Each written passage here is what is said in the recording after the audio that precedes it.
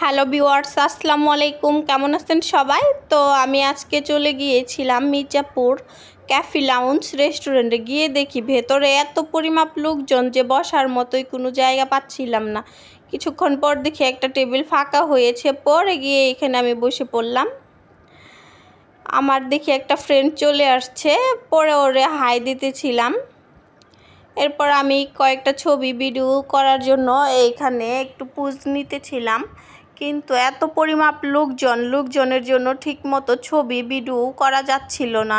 এইখানে আমি শুনে গিয়েছিলাম যে এইখানে বুফে সিস্টেম, কিন্তু যাওয়ার পর দেখি না, এইখানে ওইরকম কোনো কিছুই না।